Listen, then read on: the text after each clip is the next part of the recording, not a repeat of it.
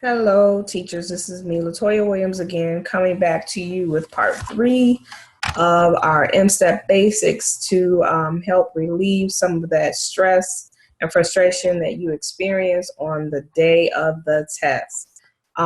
Let's just kind of recap what we've already talked about. I mentioned some very, very important basic things to you with getting prepared for the test, such as making sure your walls are covered, making sure you have all that educational material that you put up to make your year go smoother, such as your word wall, vocabulary walls, posters, formulas, and things that you have up to support your teaching and learning throughout the school year.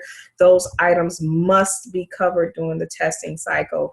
That is your most time-consuming task that you will have to do. So the sooner you do that, the better. Explain to the students why and what you're doing that for. That's okay. Um, Additionally, I said to make sure that you look at seating arrangements and possibly making some testing covers. They look like little folders to kind of shield the students from distractors while they're taking the test, especially if you have students that are easily distracted by other things going on in the classroom. Making sure you're changing your seating arrangements where their backs are to the door or to windows that they can't be gazing out of and being easily distracted by those things. Students that you may want closer to you. Those are some recaps of some things that we talked about, making sure that you have certain things available to them, scrap paper, pencils, erasers, and I'll go over all of those things again in part three because those things are very, very, very important for the testing day to be prepared. So once again, what I will do with you is share my screen with you so that you can have some information available to you, a visual. So I'm going to go into my Word document and pull up my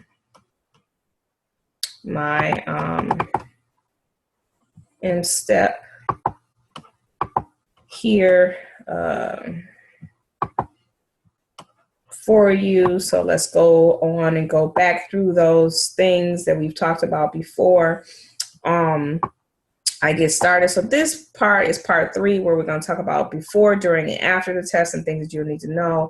I've already talked about the instructional materials being removed or covered, student seating arrangement, and signage. Signage is very important. Making a sign for your door to say testing is going on, do not disturb, so that you don't have just random people busting in to the room. You know, sometimes parents will come in if the school doesn't have a policy where they're monitoring the interaction and the movement throughout the building during the testing cycles. You will have that, you may have that, you may not have that. But just in case, making sure that you put a cute little sign that you can make in a Word document that says, do not disturb testing. You can put a big smiley face with a person with their finger up to their mouth saying, shh, no noise, so people won't come in and just start having random conversations with you. Making sure that you have your attendance roster to make sure you mark the students who are absent, making sure that you have a sheet that you can record the students' names who have problems with their answer documents on, and so you'll be able to give that information to the testing coordinator and actually have a copy of that information for yourself.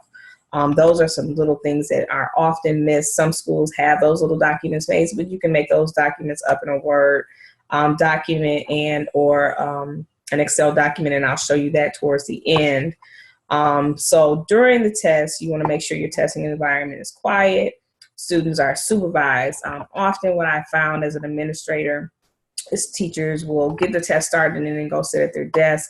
You want to make sure you're moving throughout the classroom and keeping the students on task and focused, and making sure that they're not just drifting off and just putting random answers on the document or bubbling it in patterns and things like that, because at the end of the day, you have to remember that this testing and how well the students do on this test is really connected to you as a teacher. So you don't want little things such as the students playing around on the document or not filling it in correctly being a barrier to why the students don't do very well on the test. If you find the students are getting stuck or they're having other issues, it just allows you access to them and making sure that you're keeping them focused and on task. So making sure that you're not doing other things that are going to distract you from keeping them focused. That's going to be very, very important. Certain things that they're not allowed to have, we talked about in part 2, which is cell phones. As I will reiterate to you again, I would recommend that you go to the dollar store, get a box of sandwich bags. In those sandwich bag boxes, you can get a box of 10 or maybe even 20, and you can have the students put their cell phones in there, turn them off, and use a Sharpie to write their names on them, and then just put them in a drawer, and you give them back to them at the end of the testing cycle, at the end of the day, whichever you prefer. But nonetheless, they cannot have these items during testing. But I did tell you that before. Only the students have access to the testing environment. There shouldn't be all of these random people in the testing environment, people coming in and out, students leaving in the middle of the testing cycle. If a student has to use a restroom or something like that, you need to make sure you collect all testing materials from that student before they leave, and make sure that they have an escort to go to the restroom when they go. The next thing you want to think about and make sure you are aware of is, making sure that any questions that you have, and all the people that are responsible for certain things, that you know who those people are. Who is your district test coordinator, building test coordinator, who's giving you the material, so that if you have any issues, you'll know who to direct your questions to, know who those people are. You can't make copies of the test. We all know that. You can't use any digital devices, electronics, taking pictures of the test or anything like that. That's prohibited for sure. That can get some investigations going on. So we don't want to do that. And we don't even want to have cell phones or anything out to cause any distractions like that. I know sometimes we use cell phones as a means of communicating throughout the building with our administrators and things like that.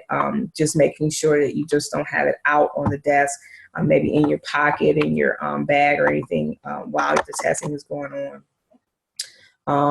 And then, of course, after the test, you know that you are to collect all of your testing documents, making sure that they're in alphabetical order. If you have any issues with any of your testing documents, making sure that you noted those issues on a separate piece of paper, making sure you also collect your scrap paper, because students can use scrap paper on their reading ELA component where they want to take notes to remember certain things, and then the math, and then there's specific stipulations for math for middle school, but I'll let you know as a reminder what those things are. But all of those documents and all of those things must be collected at the end of the assessment and kept with the students' things. Those things are considered secured documents and will be destroyed, such as scrap paper will be destroyed by the testing administrator. So you just turn those things in at the end. This document here is where you're going to make sure you pay close attention. There's a script within the teacher administrative manual for you, and the script begins immediately with your student data grid, making sure that you have information that they have to complete on their answer document prior to taking the test. So that's why timing is going to be very, very important, that you have certain things already set up, because you got to walk them through this, and they expect you to say the scripts as it is written here. So my suggestion is kind of get familiar with that, and making sure that you kind of stick with the script and pause when necessary. So the information that you'll need for the script is on that day is the information that is going to be listed down here for you, and I'm going to highlight it for you. This information is very important, that you have this information already out and available for the students. So I would suggest you get your students' materials early. This will allow you time to review the documents, making sure you have all your students' documents and their names are correct. If they're not correct, then note that on a separate paper. And like I said, I'm going to show you how to create a simple document at the end. You probably already know, but just in case you don't, it's easy. Making sure you have plenty of pencils already sharpened. The one thing you don't want to do is be trying to sharpen pencils during the testing cycle. Make sure you have enough pencils sharpened. You can get them from your district, but as a precaution, myself, I always make sure I have my own pencils, that I could get a pack of pencils from the dollar store, making sure that they're already sharpened. And then the big pink erasers, those erase easier on the testing documents. A lot of times when the students try to erase on the testing document with the eraser on the pencil, it does not erase very well. So making sure that the document is free of all of that, no eating or drinking or anything, so they don't have little things all over the answer documents. We already know this though. What you will need on a testing day, which is something that causes stress when you do not have them, is your testing administrator document, a listening script because of the ELA and the math part. With the reading, there's a listening component and then there's a writing and research component. So you're going to need a listening script or CD to have the students listen to a certain part of the test. You're going to have to read it to them. You are able to reread and replay those things. So it's very, very important that you make sure you have those things available, making sure you have enough scrap paper for every kid, as much scrap paper as they will need. I would suggest using recycled paper or any kind of paper they can write on the back of it, but just make sure that they put their name on it and the date, so that you know where that paper came from. Additionally, as I stated, I wanted to show you how to create a quick document yourself for the purpose of keeping track of students that are not here. Just in case your district doesn't give you a document, you can go right into Word and create a table. So you want a column for absent students, you want a column for students with document issues, and then a location to print the student's name. And with that, you can put your name on the top of it, your classroom or whatever. So you would create a table by creating columns, however many columns that you want. You can say, highlight the first column and, excuse me, we want to go and merge the top cell because I want to put my name, Miss Williams, room number, I'm just going to make up a number 103, grade 3. So, you know, you have that information kind of spread it apart. But, you know, it's you can put it over the columns if you like. I would do that personally. That's just my preference. And then you would have a column for student,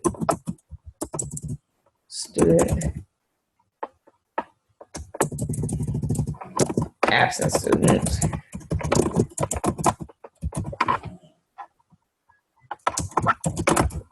Name, test type, or test subject, and issues or concerns. And this is where you can put, so for example, actually just put student, because you might have an issue with a document. So this good student here, you could put, example would be Jane Doe.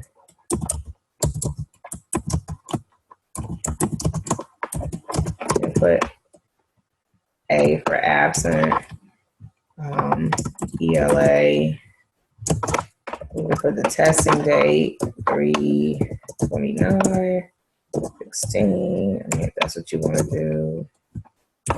And then none. Or you can have John Doe. He was present. Testing subject ELA 3/29/16. But he had no answer document, no label, or misspelled name. Just so you can have just a record of issues that you may have with your document. This is just something that I did as a teacher. Now your district may give you this information, but they may not. So you want to be proactive and have it available for yourself. I like colors personally, myself.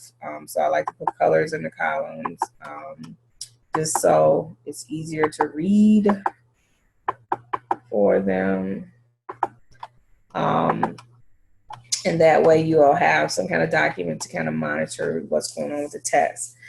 So these are just some simple basic things right now that I have provided to you to kind of get you back started with the next phase of getting ready on the test day.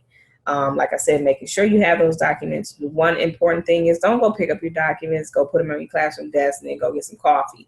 That is leaving your documents not secure. So you want to keep those documents with you, or you want to lock them in a file cabinet or drawer or something where you have a lock and key. They must stay under lock and key at all times. So remember that. That's very important. And this is all I have for now, and I hope this kind of helps kind of ease your day. We're giving you some basic things that you got to remember that you may not remember. I would also suggest that you make sure you take your class to the restroom before they start the test, and kind of let them know that that will be definitely at a minimal being able to transition to the restroom. Bigger kids should be able to hold it. But you know, they may have to go to the restroom, but you must take all documents once again if they do. So this is all I have for now. I don't want to give you too much information and overwhelm you each time. So that's why I'm doing it in little snippets, so you can kind of take little digestible bites and kind of hold on to that information so you can use it and apply it. So I'll stop sharing my screen at that point. And if you have any questions or anything, you can leave me a comment in the comment box on YouTube, and I will get back to you to help you as much as I possibly can. But like I said, my goal for these videos is to kind of help you minimize your stressors on the day of the test. I know it can be very, very stressful with trying to get ready and prepare your students to take this big test that's really tied to you as a teacher. And it is really connected to what you've taught them all year. So the biggest thing is reminding them of what they need to do to be successful. And I will be coming back to you, and I'll leave you with this last note. Third grade does not have the use of a calculator, but a calculator will show up on the screen if they need one. You need to show them how to use that. 6th through 8th grade will be able to use certain types of calculators. They still need to know how to use a calculator. It does not help them if they have access to these tools and they do not know how to actually use them, especially 6th through 8th grade, which will be using scientific calculators or 4-button calculator. You need to make sure they know how to use it. 3rd grade, if the calculator 4th grade pops up in the screen, I believe it's 3rd through 5th, they need to know and be paying attention and use that calculator correctly, which they may have to use it with the mouse. They may have to use the keypad on the side. I'm not really sure. You just need to make sure that you have an opportunity for them to practice. And I believe if you use a practice test, those things will pop up for you. So I do suggest you try to do a few of those before the test date. I will be coming back to you with some additional information on the types of things that you need for each individual test. We have talked a little bit about that, such as the scrap paper is very specific for math for middle school. You need to make sure you have for 6th through 8th grade, they can only have blank graph paper for the math. That is blank graph paper. For 3 through 5, they can have anything on blank paper, blank graph paper, line paper, whatever they need as scrap paper. But once again, you need to make sure you collect those things back at the end of the test, and they need to make sure they put their name and the date for sure on the test. And that's all I have for you today. And I'll be making a part 4 coming soon.